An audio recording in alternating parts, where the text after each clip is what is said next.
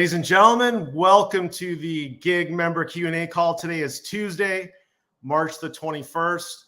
Your host, Scott Massey and James Cronk with you. James, I am excited for today's show. I guess you could say a double billing a little bit, if you will. We've got an old friend joining us and a new friend joining us. And I think today is going to be a great call with Ron Banaszak of BoardRoom Magazine, Distinguished Clubs. Our good friend, Adam Zubek, General Manager, COO at Point Grey Golf and Country Club in Vancouver, BC. And I think today is going to be a great call for our viewers. Definitely going to learn a lot about the Distinguished Club program, what goes into that, what makes for a Distinguished Club. And I think there's going to be some great takeaways that the audience can take back to their club and implement to improve the member experience. So I'm excited and looking forward to learning lots over the next hour. Yeah, Scott, me too, man. Hey, it's great to be here, obviously, and thank you, Gig Nation, for tuning in, whether you're tuning in live or you're watching recorded. I agree. You know, Scott, we get to, you and I in our travels, get to listen and learn and read about best practices that are happening at clubs all around the world. And what I think is fascinating about Distinguished Clubs, about what we're going to talk about today, is the variety of clubs that are listed in this organization that have been recognized for being really above and beyond, and really learning about what does that mean? What does it take? How do you get to be recognized as a Distinguished Club? And, Scott, you and I have chatted before, we sometimes are a little critical and jaded about the award process that some organizations go through. It's like, pay me $4,000 and you get an award, but this is totally different. And I got a chance to meet Ron at the Club Managers Association of Canada conference last fall.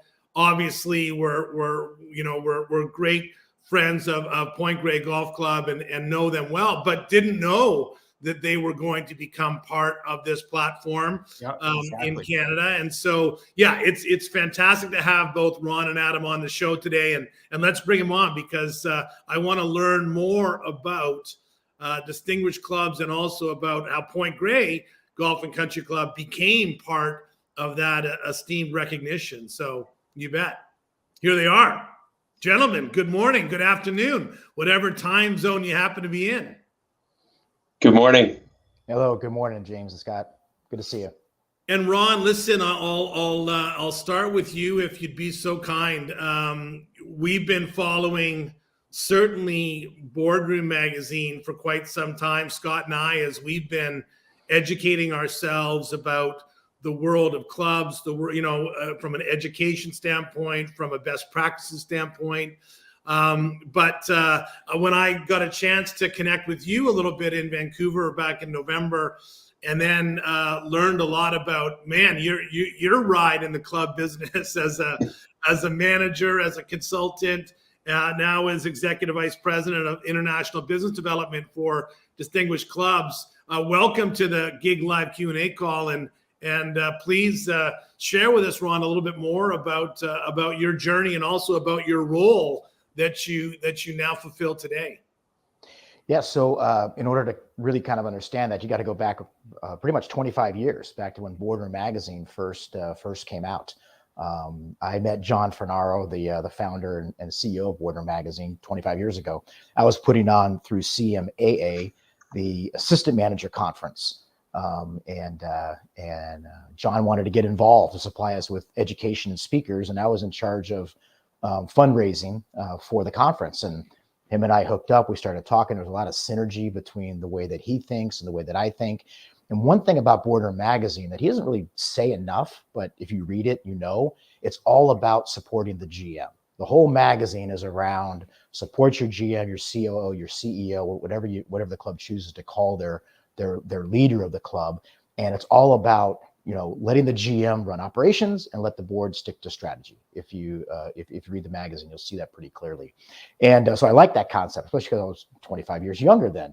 So him and I hit it off. We've had this friendship for a long time. And then he came up with Distinguished Clubs. I think it was about 16 years ago, 14, 16 years ago. And I actually ran two. I ran St. Francis Yacht Club, which is the first ever distinguished club to be a yacht club. And that was a private club in San Francisco. And then I also ran the first ever club to be a distinguished club without a clubhouse. I ran a private country club, an athletic facility up in Santa Rosa that burned down in 2017 in the one of the big California wildfires. And so we were literally managing out of a tent. It was a very, very nice $2 million tent, but it was technically that's what the insurance company would pay for. But we gave such a high level of service, and the rest of the facilities that we were able to bring back to normal operating standards and such. We actually qualified. So yeah, I've ran two distinguished clubs, and then this opportunity became available because I'm in the process of actually relocating to the south of France in the near future. So I'm building part of the business now, and then I'll be focusing on Europe and Asia and other parts in about a year or so after I relocate. So my job really is to get the message out about distinguished clubs, and we'll go into more detail of that later as far as who and what we are. But my life, 25 plus years as a GM of yacht clubs and country clubs, and now I get to experience the best clubs of the world and work with the best managers such as Adam and other people such as him. And it just really excites me to get to learn so much about what a distinguished club is and from those managers and the leadership teams. Yeah, thank you very much. And speaking of distinguished clubs and leaders, Adam, I was looking at my notes. I think it's almost 7 years now, right, as the CEO, COO, GM of Point Grey Golf Club, and you've worked at many fantastic facilities over your career. But maybe share with our listeners a little bit more about your journey. Thanks, James, Scott, and thanks for those kind words, Ron. Yeah, my journey's been just over 20 years in the club sort of golf industry. I started in '99 at Royal Montreal. And as I went through school, I had the opportunity to work in New Jersey and in Boston, and then made my way back out west and spent 7 years up at Capilano and a year with you gentlemen at Westwood Plateau. Before I went to Toronto for 5 years at Mississauga, and then back here to Point Grey over the last almost 7 years. So it's been a great run, and I think it's the one of the things about distinguished clubs, as I've been reflecting upon, what prepared me to sort of endeavor to become part of this network is it was the combination of all of those experiences that really have helped shape myself and also my team, the combination of their experiences that they bring to really trying to identify what it is that we need to do to stand out. And that's not to say that we're better in any way, but it's just to be a little different and to provide that experience that we're going to talk about a little more as we go through this. Well, I tell everyone, Adam, that everything you learned was working for Scott and I. But I guess if you were only with us for a year and you were at all those other great facilities for many years, I might have to change that story. Yeah. Never let the truth get in the way of a good story. So, there's no doubt, obviously, I want to get into kind of Point Grey. And like you said, Adam, the places that you've worked at and the probably the best practices you've been able to gather over your years working for some great leaders that you've had over your time. But Ron, let's talk about distinguished clubs. And so I said it in the introduction. In our industry, the reality is that sometimes you can buy an award, whether it's through magazine advertising or whether it's through preset surveys and things like that. But what I was really fascinated about when I dug deeper into distinguished clubs was the process that you go through and the vetting that's done and the qualifications that's required. And so could you maybe just share with everyone, what does it take to be a distinguished club? How did it come to be? And as you kind of mentioned earlier on, like, what was the genesis for separating clubs from others? Yeah, so it's a great question, and sit back. It does take a few minutes to explain because it's a constantly ever evolving situation too. To work with a dynamic person such as John Fornaro, he's never satisfied. So whatever I say today, a year from now, it's going to be slightly different. I can guarantee you that, but it's not going to change the history. So here's the best way I can tell it is that John Fornaro and John Sibbald, who started Platinum Clubs of America, were actually very good friends. And John came out with the Platinum Clubs, and John supported it. But ultimately he thought, you know what, there's got to be another way.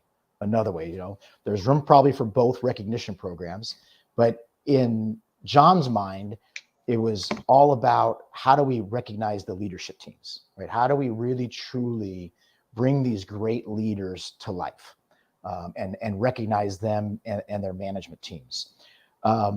He spent a lot of time researching what Forbes does, what Michelin does, what AAA does. There's all sorts of rating systems that are out there, but they tend to be mostly based on facilities. You know, as far as Forbes, they literally, to get a 5-star rating, you have to have X amount of hangers in the closet, and you got to have the laundry bag, and you got to have, you know, a certain type of iron, a certain type of coffee machine, right? It's very, it's not totally, but very, very driven by what type of amenities and facilities and even textures, you know, wood floors versus marble floors and that sort of thing. And John was just thinking, that's not really the way I want to go. And the story he tells, so we're going back probably 16 years from now, he was touring a club, a very nice club in Florida. And as he was taking a tour with the general manager, the president of the club happened to be in the locker room, and they were touring the locker room at the time.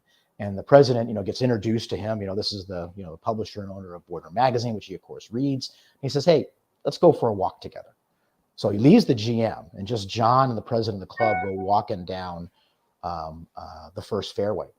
And he asked John, he says, you know, do you know how much we pay our general manager? And John played naive, even though he knows the number. He says, no, I have no idea. He goes, we pay our manager $500,000 a year. And he goes, do you know why we pay our manager that kind of money? And John said, no, I don't know. And at that time, the manager wasn't even a college graduate. They didn't even have a CCM designation. John was, you know, kind of playing, you know, silly on the thing. So the president said, I pay that kind of person that kind of money because I used to run a big company up in the Northeast. I had 30,000 employees that I would have to take care of every single day. He said, I have a wife and 3 kids, and for more than 30 years, I've been taking care of them every single day. He goes, I have friends, I have other family, and I've been taking care of them my whole life. He goes, when I became president of this club, I want somebody that goes to bed and wakes up every day thinking about how well they're going to take care of me and my family. And it was the epiphany for John. That's the moment he said, it's all about the member experience, right? That's when you're trying to compare one golf club in Canada to another golf club in DC, and we don't necessarily rank them. We don't rank them 1 through 30, whatever, but you got to compare them because there's got to be some sort of a benchmark that says this is what a distinguished club is. And from that moment on, John's like, okay, it's going to be about the member experience. You know, they got to have nice facilities. They got to have renovated facilities. They got to have clean facilities. They've got to have the basics, which we do look at. But if they don't give an overall quality experience for the member, they can't be a distinguished club. And we've all been in clubs. You can walk in the front door and you can tell just by what the lobby looks like, how well you're received by the concierge or the receptionist. You can just look, and in a matter of minutes, you can say, wow, this is a great club or not a great club. It doesn't matter how much you pay to get into it. I've been into plenty of clubs that cost $250,000 to get into, and you walk in, and there's nobody around. The experience just isn't, they haven't thought through the journey mapping of that member experience of the club. So that's what kind of brought us to it. Now, he had the idea. He had no idea how to do it, though. He said, it's got to be about the member experience, but now how do we actually make this happen? And so over the years, they went from written templates where they had like 600 questions that we would ask and do stuff like that. And that's transitioned into what we call using a polling system. So actually, let me take a big step back. So when somebody wants to become a distinguished club, it actually starts with our nominating committee. Our nominating committee has a number of people, very prestigious, both club managers, PGA pros, very well-known high-end consultants that are in our industry. So people that truly know these clubs, have visited these clubs, know the reputation of the club, and so they make a nomination. And then once that nomination is made, it comes to me. If it's outside the U.S., it goes to Keith Jarrett, my business partner for for the United States. And we get that nomination, and and then we do a preliminary background check on the club if we don't already personally know of it. Keith's been to probably 350 clubs in his career. I've been to close to 400 clubs in my career. So a lot of these clubs I kind of already know their reputation. I've actually been there. But if we don't know them, then we do a preliminary research on them, see if they're going to pass the litmus test. If that happens, then we send a letter. Congratulations, it's an email. It says, congratulations, you've been nominated. It's a very lengthy email, by the way. It's a lot of reading. But once you get through it all, that generally triggers a phone call to me with the GM. And we go through and answer the questions and that sort of thing. Then if the GM does want to proceed with the process, there is an email that goes out to the members that says, hey, we're going to do a polling. We like to call it a polling. It's not a survey. A survey is static. It just happens one time, or it happens once a quarter, or once a year, or once every 4 years. Our polling system gives us ongoing feedback from the members on an ongoing basis. And it's driven by usage of when they've used the club and what areas they've used the club. And so it usually takes a couple of weeks to get that data back. And then once that data comes back, if it looks like they're in a range of scores that we're looking for, both net promoter score, which is answer the simple question, would you refer XYZ club to your friends and family? And then they rank it 1 through 10. So that score is high enough, then we continue. And we also get what we've developed ourselves, which is called an MEI, Member Experience Index.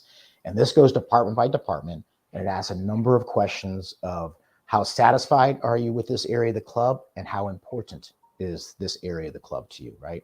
And then we graph it on a quad chart. And once again, if their scores are high enough for that, then they move through the process. We schedule a site tour.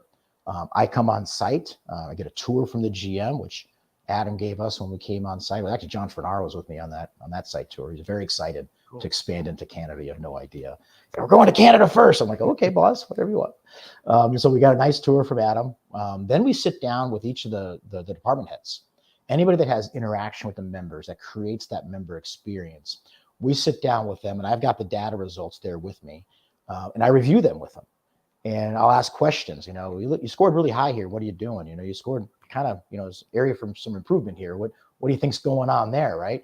And so we want to get from the department head answers to our questions, as well as what we're feeling out is what's the professionalism and what's the quality level of the leadership team. That's really what we're looking for, not necessarily in-depth explanations of things. Just can they explain what's going on within their department to justify those scores. Then after the site visit, I go home and do a lot of paperwork and make a recommendation to our committee, and they generally listen to the recommendation. And we actually have 3 different levels of distinguished clubs. We don't do 3, 4, and 5 star like Forbes, or 1, 2, 3 stars like Michelin's. We use exceptional, elite, and iconic. And so each one has different benchmarks you have to hit in order to qualify for those. And once that decision's made, there's a very lengthy report that includes information about the site tour, what we saw, comments from the polling, the data results from the polling. So it can be anywhere from a 30 to 50 page document that we produce for the general manager to produce to their management team as well as their board of directors. So I realized that was kind of a lengthy thing, but I guess where I'm going with all of this, James, it ain't pay to play. There's other places, and we get that sometimes because being a magazine, people naturally assume that they want us to give them an award for money, but then they also got to buy an ad. I think we're all familiar. There are magazines out there that if you pay them money, all of a sudden you get ranked in their top 100 of whatever it is that they're scoring on. That's not us in any way, shape, or form. We're not a popularity contest. We're not just a vote. We're not a pay to play. We take this very, very serious because John really wants to recognize those leadership teams. And I'm talking about the boards too. We look at on that MEI, that member experience index that I talked about, we look at the governance, the intangibles, the tangibles, the facility. We look at all these different areas of the club, and each one's weighted a little differently in our scoring mechanism. But we take it very, very serious, and I'm very proud of Adam. I mean, we'll talk later, but his operation is spectacular, absolutely spectacular. Well, thank you, and Ron, maybe you could close your ears now for a minute, because I'd love to ask Adam. So Adam, with Ron just kind of going through the process that a club goes through and the exercise, and from Distinguished Club and BoardRoom standpoint, maybe could you counter that with your experience? Like, how did you hear about it? What made your club go through it? How did you ask the board and the members, or whatever those steps were? Like, maybe just to share with us your experience, Adam. Sure. Thanks, James. Yeah. The first thing is I had to grease the nominating committee. So that's where the check came out. No, I actually don't, to this day, don't know who actually nominated us. But what we do sort of as a team is we have a philosophy that's really driven by our director of golf, which is, your culture is what it is every single day. So we try to set the culture in a positive light, and we try to, create the right experience amongst our team, amongst the membership, and so on and so forth. So I relate that to the nominating process, because we're sort of living and breathing, putting our best foot forward on a day-to-day basis. So it's nice to know that in some way, shape, or form through the industry that we were recognized for living and breathing that culture on a day-to-day basis. So once we got nominated, we received that long email that Ron referred to, about as long as the normal email about the soup last week that wasn't up to standard or something like that. But we managed to get through the nomination, and I sat down with the leadership team, and we looked at sort of the criteria that we were going to be evaluated on to see if there was alignment with what we were hoping to do as a senior leadership team. And one of the things that we had aspired to do in 22, and this will, certainly carry on into 23 and beyond, was we wanted to be recognized by our peers as leaders in the industry. And so this sort of aligned with that theme. And then as I learned more from Ron and some other colleagues who were part of the Distinguished Clubs already, I really liked the criteria that they used to evaluate the club. So one of the things that I did as we were, engaged, is I wrote a letter to the membership saying that we were going to be part of this process and that I was seeking their feedback. I wasn't trying to persuade them one way or another. I wasn't saying this is for, recognition amongst, the fine clubs of the world. It was more of, we want your honest feedback. And, of course, we've done satisfaction surveys before, but to Ron's point, those are static. Those are, one snapshot at one point in time. Whereas Club IQ and the platform that Distinguished Clubs uses is it's fluid. And that was really, really great for me, because you would get real-time feedback on a daily basis. It would tell you how you were scoring in various areas. So you could see the correlation between, what was happening in the dining room to the golf course, to the event that we were having, and the feedback that was coming back, which was fantastic. And it was real and it was authentic. And, we were able to, look at our scorecard and truly evaluate, how we were doing. And again, the appeal in that context for me is, okay, now we know where we're being pegged against some of the great clubs across the world.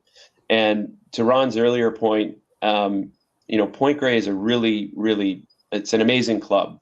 We have 100 years of history, and we're located in just a beautiful spot, and we have some really nice amenities. And then there's other amenities that need a lot of work. We're not proud of every aspect of our clubhouse, or our even our golf course. But we put our best foot forward to create the right experience. So it's not, you don't have to have a luxury clubhouse or something that's been completely rebuilt in order to create the right experience on a daily basis. So again, that's what I really liked about distinguished clubs is they were evaluating everything, but the amenities were only one piece of the equation. Yeah. The team, the services, the smile, the experience, all of that really played into to building our scorecard, and it's allowed us to sort of see where we are and then look at areas for improvement. And that's really how we plan on using distinguished clubs on a go forward basis. Is we are always looking over our shoulder, making sure that we're keeping up with our peers, that we're practicing best practice, so that we're not slipping, because we would like to be, amongst the elite and iconic clubs at some point in time. Awesome. Ron, thanks, Adam. That's great. Ron, I mean, I think there's only a handful of clubs in the country, in Canada at least. We've got obviously gig members all over the world. But I think, from a golf club standpoint, there's only two, maybe Capilano Golf Club, which is certainly one of the most iconic facilities in Canada from a golf standpoint, and is the only other golf club, I believe, at the moment.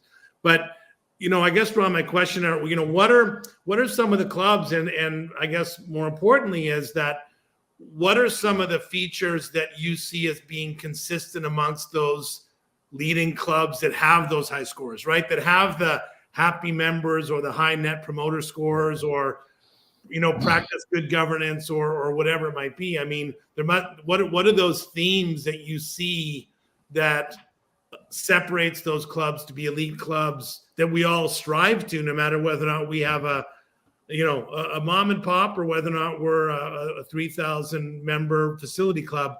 What are the themes that we strive to? Yeah, you probably asked the question, James. So kudos to you, man. It is top down, no doubt about it. It is from the board of directors, or if they have an executive committee, or just a single owner, because some clubs, actually are, corporate owned or single owner or dual owner. And it is top down from them. Are they letting the manager and the management team do their job? Are they sticking to the strategy, the strategic portion, the capital, budgets, the, obviously approving new members coming in? Are they sticking to their part of the sandbox? Or are they coming over into the management level of sandbox? It's crystal clear. Interesting, being a club manager for so long, I've worked for, let's just call them good boards and bad boards, right? And I've experienced it, right? And now to walk into these places and see it, I can almost tell, like I can tell. And I can even ask the manager, what's your board like? And I already know the answer. They tell me, oh, my board is great. And they tell me that because I get to do what I want, and they support me, and we're able to be a little, crazy with some of our ideas and stuff. Terminal City Club being one of them. Peter, oh my God.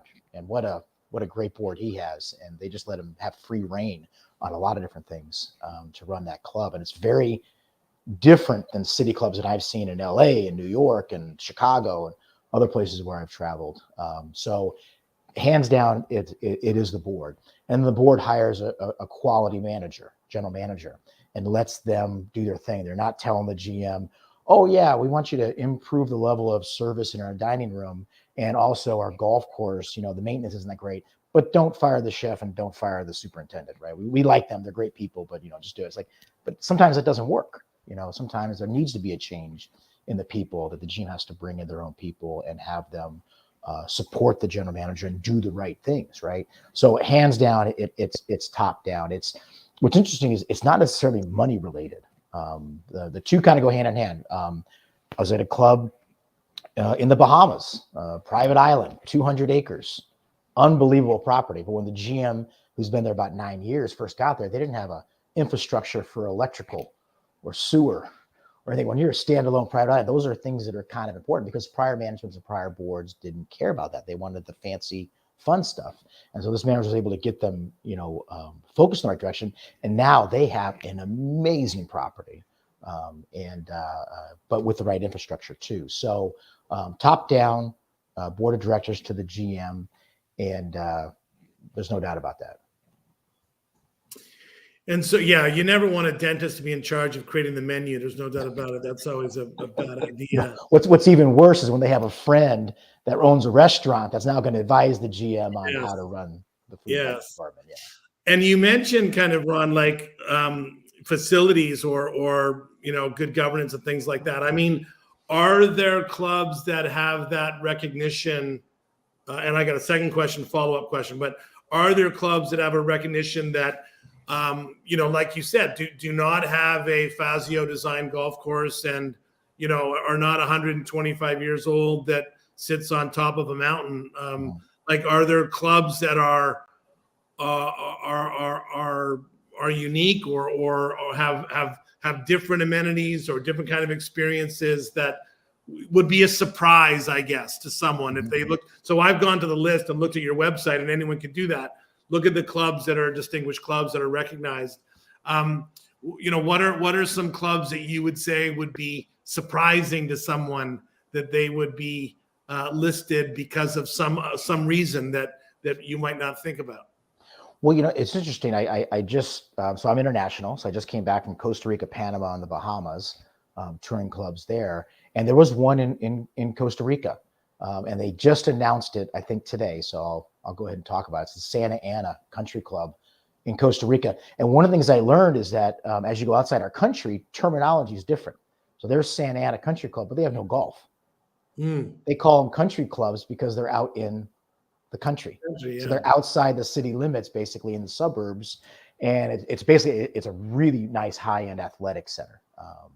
Swimming, tennis, pickleball, not pickleball, paddleball, and of course, athletics and that kind of stuff. But what was interesting about this club, it was brand new.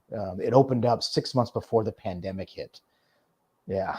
So they opened up and then shut down right away. Costa Rica was very strict on their COVID rules. And so the manager had to reopen and did a beautiful job of that. But this club was interesting because it's in the country. So they literally got like iguanas running around. Like we have squirrels, they have iguanas. And one whole side of the building has no doors or walls or windows. It's just completely open to the elements. Yeah, it's just, but we in America are like, oh, we got to have indoor, outdoor feel. But we're going to have these nano wall type systems that close and open based on, because we don't want that wind coming in. But when you walk through this clubhouse, you can literally feel and smell the fresh jungle air coming through the clubhouse. It was, I mean, even the walkways, there'd be like a big pillar and then like glass walls coming up to it. But there's a 6 to 8 inch gap between the wall and the pillar specifically. So and I asked one of the managers during our interviews, I was like, don't like critters come in? They go, oh yeah, all the time. So we just push them out. But they have a dining room, their casual dining room, which is downstairs, and there's no wall ever. They have a little sunshade that comes down sometimes to protect you if the sun's shining. But amazing athletic facilities, soccer, sand volleyball, basketball. But to look at this architecture, I've never seen anything designed like that before. Just no walls. None. Now upstairs is the formal dining room. Of course, they have walls, glass walls overlooking a beautiful view of the local neighborhood and such. But that's one that struck my mind. You can also go to, there's a San Luis Obispo Country Club in California. Not necessarily the most spectacular facilities, but they have the highest net promoter score of any club in distinguished clubs. It's 90 plus. Yeah. And anybody out there that understands net promoter score, if you have a 90, you're the golden goose, whatever you're doing, right? I mean, they have very, very happy members. So when we look at a club, though, too, I mean, they can't have dilapidated facilities, right? No. If you have something that needs to be renovated, it still needs to be well kept. You got to make sure it's dusted and clean. The lights work in the gym, if the gym's old or whatnot. So we still look at, are they taking care of what they have? But they're not necessarily going to get graded down by us just because it needs to be renovated. That's going to show up in the MEI, the Member Experience Index. If the members say, yeah, then the club should be, addressing that issue. And if they have a capital plan, an approved capital plan for those areas, we definitely factor that in also. It's the clubs that have no plan and they just continue to go down that they may not qualify. very briefly, what's the difference between an iconic club and an exceptional club?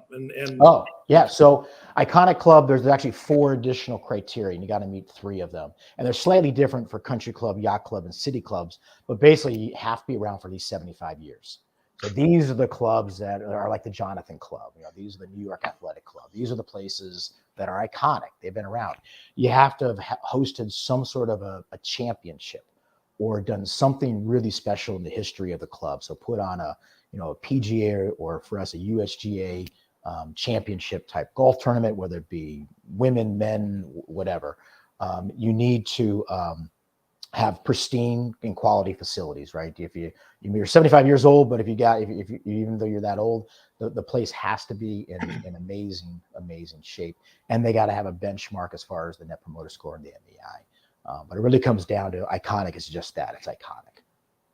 And so, Adam, from Point Grey's standpoint, I mean, when your peers, and when you go to a club manager dinner and you're sitting around afterwards having a coffee, and they ask you, well, what separates Point Grey, Adam? Like what makes you guys stand apart from the clubs?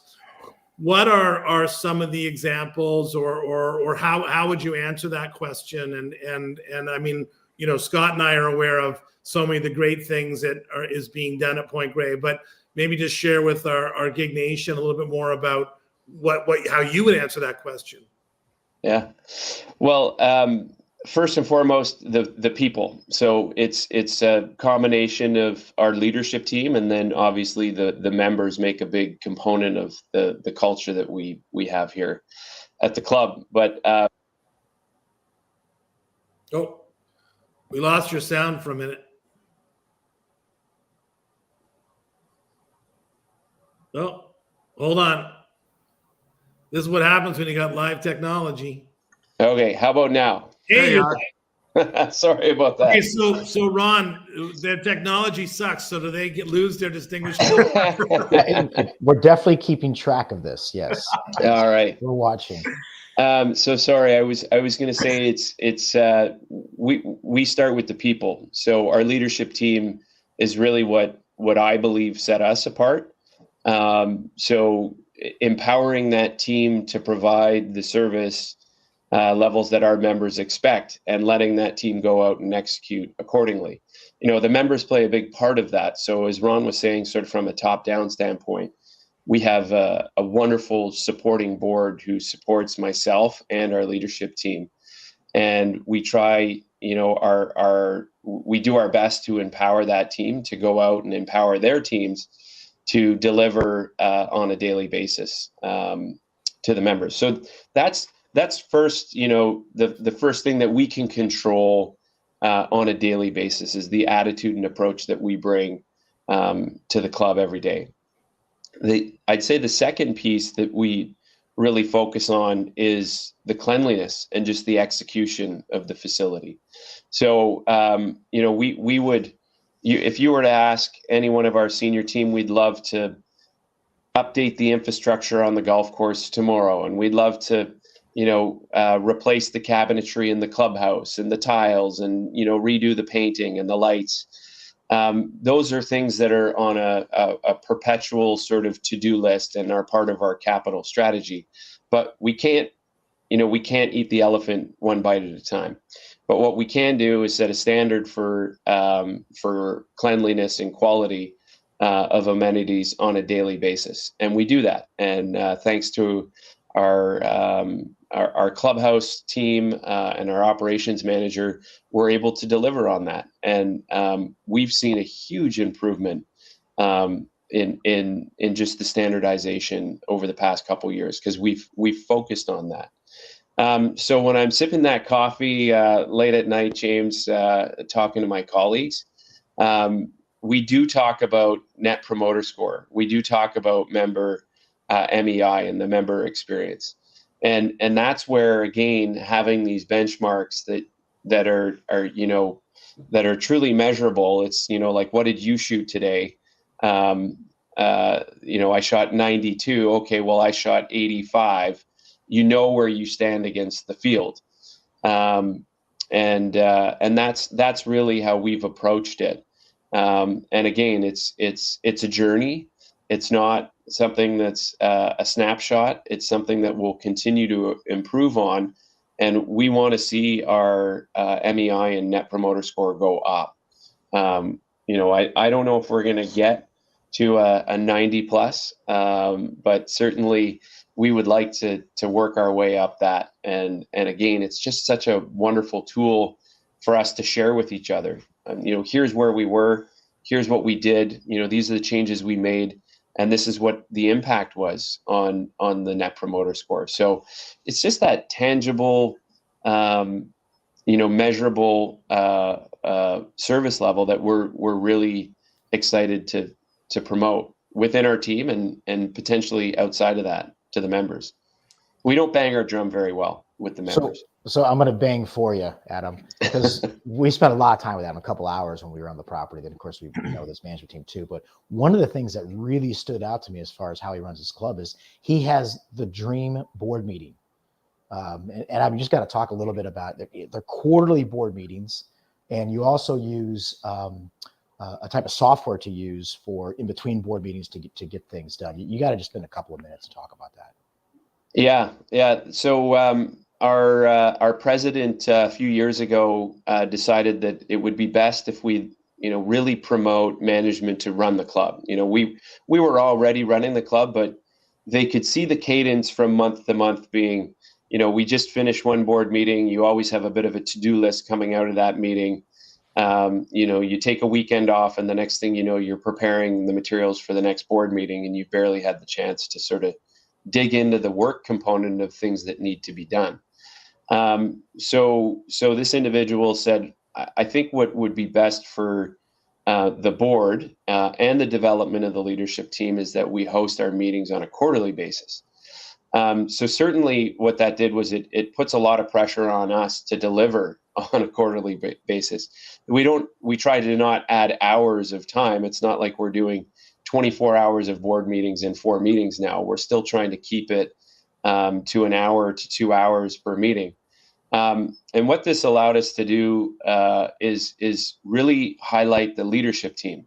So the leadership team comes into the start of every board meeting and they interact with the board, probably like more along the lines of what a for-profit entity would be like.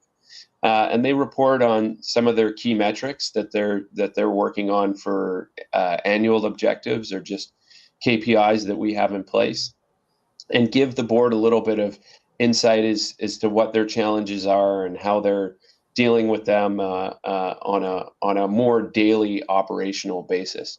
But it creates that bond between the board and the leadership team in the sense that these are real people really investing a lot of time and energy into their profession and their career. And that is difficult for one individual like myself to convey to a board on a monthly basis or a quarterly basis, whatever interval that you're meeting on. So I think that the greatest part of that quarterly meeting, Ron, is that it allows my team to shine. And it's sort of a proud moment for me watching them deliver to the board. And it also, from an awareness standpoint, and Ron, you kind of touched on this, and it's a compliment I will take, is I really think that our team here is super aware of the club itself, how everything works here, and beyond the club walls. They're aware of what it takes to be successful in my role. They're aware of good governance. They're aware of policy that we're following. And they're strong leaders. And the stronger they are, the stronger we are as an organization. So that was the genesis of the quarterly meetings. And that really plays into good governance, succession planning, building a strong relationship between the directors and our senior leaders, and it's something I'm certainly proud of. And it shows, Adam, what you just described. That's why it was important for you to do that. It shows in the product that you produce for those members every day. Everybody has a heart, but they're also following a plan. Adam, how have the members kind of embraced or have like, are they aware? Have they embraced it? Do they talk about it? Has there been any kind of, this soup isn't distinguished clubs quality today? I mean, how are the members kind of embraced the program? Yeah, that's a great question, James.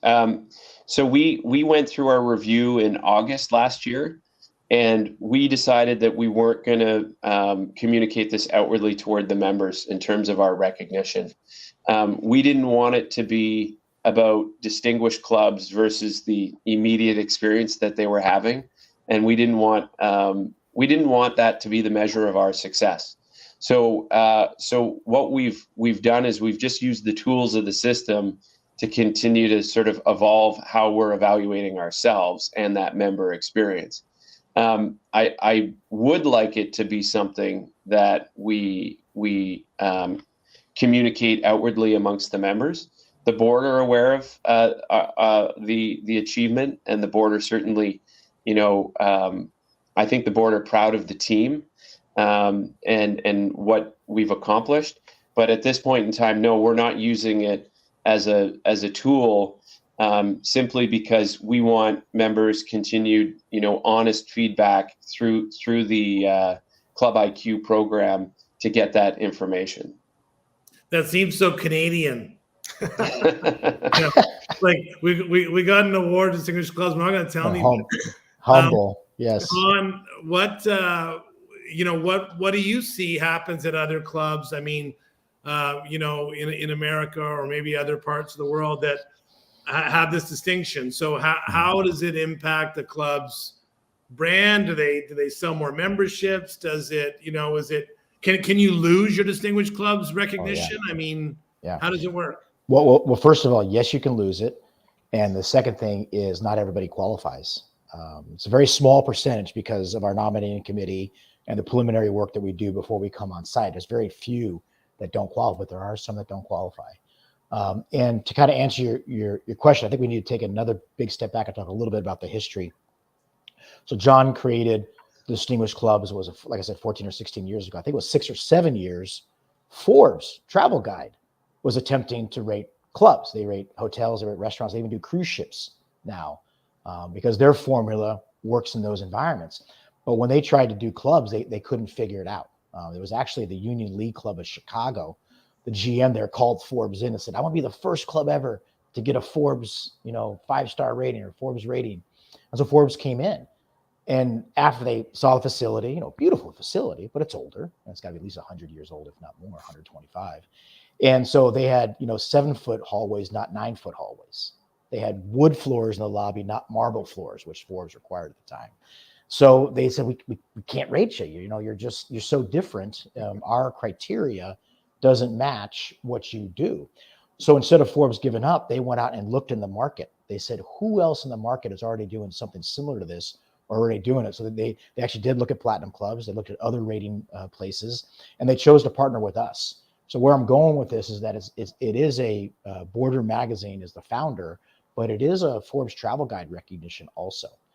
So what I've noticed, especially internationally, that means a lot to people when they can put the Forbes name on their club for winning this award.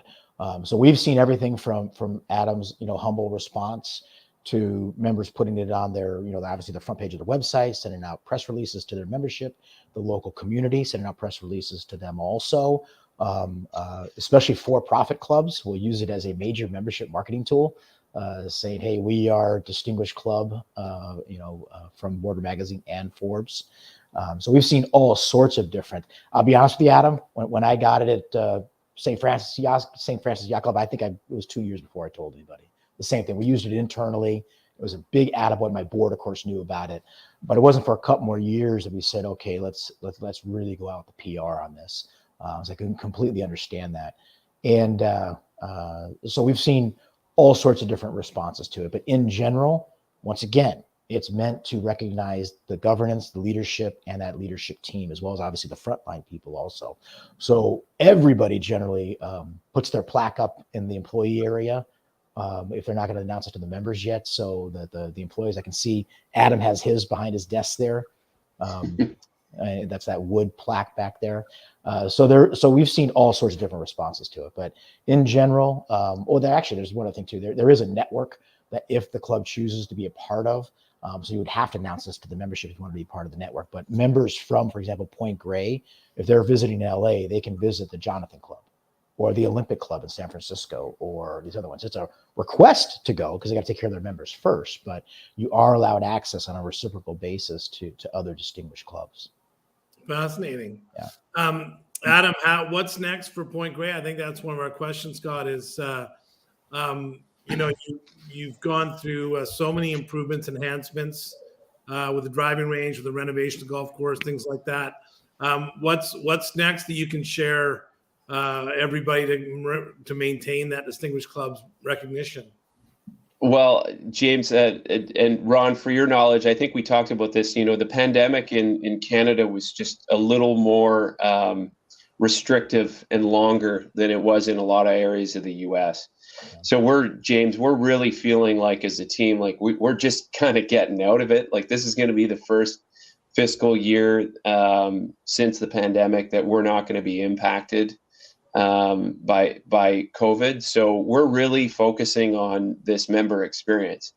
So what's really next for us is on the immediate side of things is really embracing these standards, pushing for a higher level of service, and trying to move the needle just on the things that we can control. As a club, we're looking long term. We did a capital reserve study. We kind of know the big picture. I think I've told you we purchased a property next to our parking lot for some sort of long-term strategic development. That's really not even in the next 5 to 10 years. That's probably beyond that.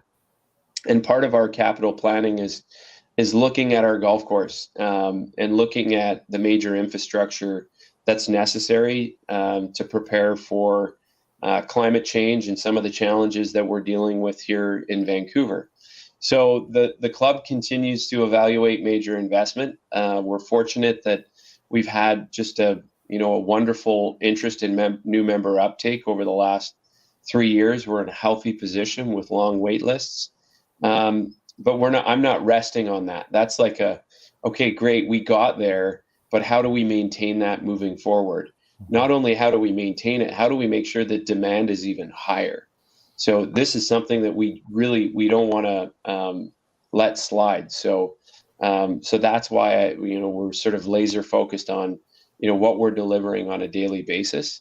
And then, in my opinion, that's really what's going to take the club forward. All the big projects and investments, those will be great because they'll really, really solidify our, the club for long-term success. But right now, it's all about the members, and that's what it's all about. So, and I say it's all about the members, but it's also all about our staff. It's challenging times with people, and focusing on the team first. I know that's just going to translate into wonderful member experiences. So.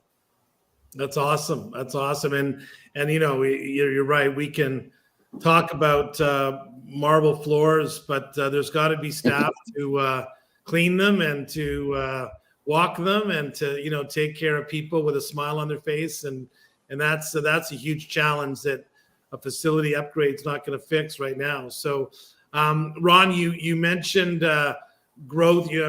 First of all, I'd like to just kind of be your valet if you're moving to the south of France. So you got it. You got a guest room. Get in line. That's pretty exciting. But what's the future for distinguished clubs? I mean, I guess how does someone have their club be considered for distinguished clubs? Where's the growth that's happening with the distinguished clubs? I invite everyone to go to the website and to take a look at the list of peers that are listed there. And what can you tell us about that? Well, interesting. So one of the things that I didn't talk about is the other reason why, not just the recognition leadership team, but John developed distinguished clubs for an information sharing capability too. So every club manager I've ever met has never been at a loss for words. They love to speak. So he puts on annually the Distinguished Ideas Summit. And that's where we bring together anywhere from about 150 people attend.